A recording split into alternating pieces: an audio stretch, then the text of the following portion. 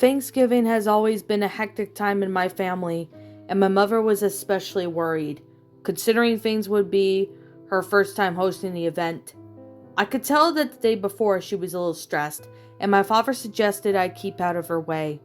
She had been a whirlwind of cleaning, cooking, and decorating long before I even got out of bed. My younger sister was tasked with keeping our baby brother pacified while my mother worked.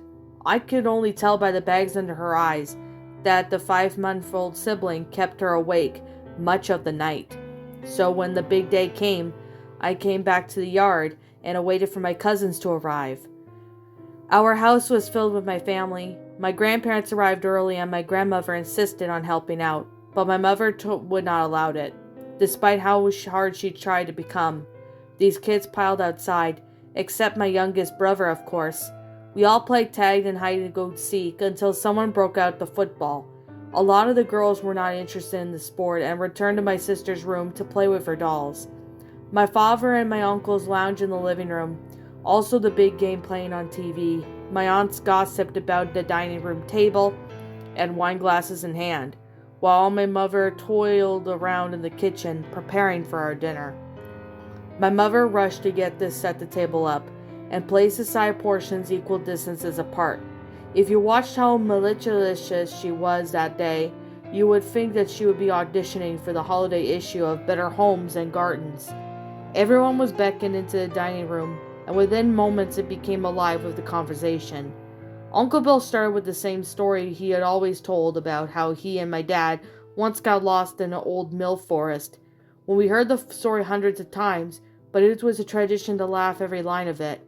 My mother entered just long enough to thank everyone for coming and asked my sister to go get the baby from his crib. My sister had disappeared down the hall, as my mother disappeared back into the kitchen. My sister returned moments later, tugging at my father's shirt sleeve. He brushed her away at first, but when she did not relent, he turned to her to see what she wanted. She informed him that the baby was not in his crib, and the words fell from her mouth, and a scream of 1,000 banshees echoed throughout the kitchen, right before a tremendous thud. My family fought one another, and the doorway where we had found my mother, unconscious on the floor, and the door to the oven hanging wide open. My father approached the charred remains of what resembling Thanksgiving turkey. He poked at it slightly before he noticed the open refrigerator from the corner of his eye. The undercooked bird still sat in the dim light of our fridge. Of what lay in our oven was my little baby brother. What's up, my pretties? It's the Lion Queen here. I want to appreciate you all for tuning into this video, and I do appreciate you guys supporting my video by giving this video likes and stuff. If you really enjoyed this video, be sure to leave a like, comment and subscribe if you're new, ring the bell for notifications to when I upload so that way you guys will get updated for whenever I upload. If you want to follow me on Twitter or DeviantArt, feel free to leave a follow on those if you are interested in following me on those socials.